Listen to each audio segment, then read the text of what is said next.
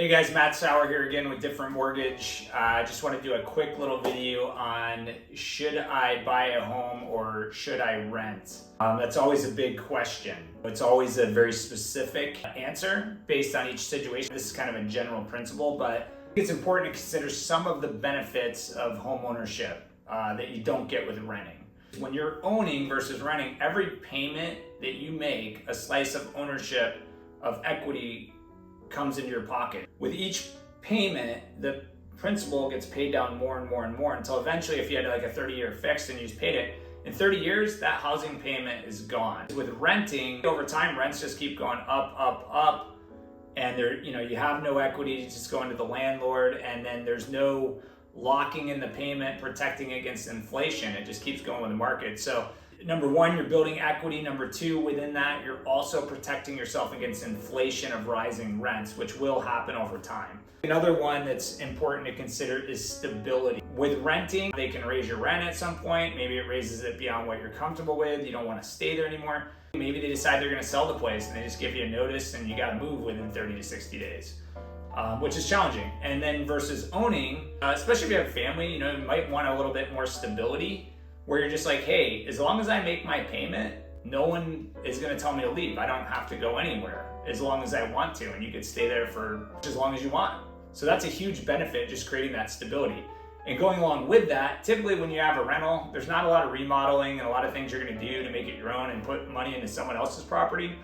But when you have your own property, you can decorate it, you can do remodels, you can do it any way you want. It gives you a lot more creativity and pride of ownership where you can just do more with it. So a lot of people enjoy that too. The other thing is appreciation. At a bare minimum, real estate's going to keep up with inflation. And let's say that's even 3 to 5% a year. Sometimes it does better than that. So over time, you have a property which is gaining value. And a lot of people, the studies show a lot of their wealth is actually in their home when it comes to time for retirement. And places like where I live, San Diego, California, the values go up quite a bit here where, when people come to retire, they may decide to sell, move to a lower cost place, pay cash, and still have a nest egg. So it can be a huge asset that can help you in the long run.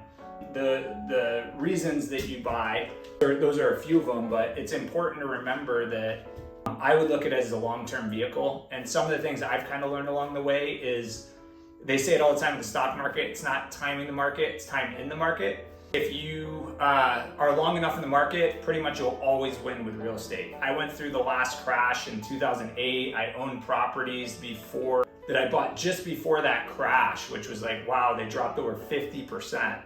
But literally 10 years later, they were selling, that was the longest time it took in these cycles. But they were selling for more than what I paid for them. And then the rents have gone up. If you have a 30-year loan, in 30 years, the payment's gone. There's just a huge tons of benefits, I believe, in homeownership versus renting when you can make that move.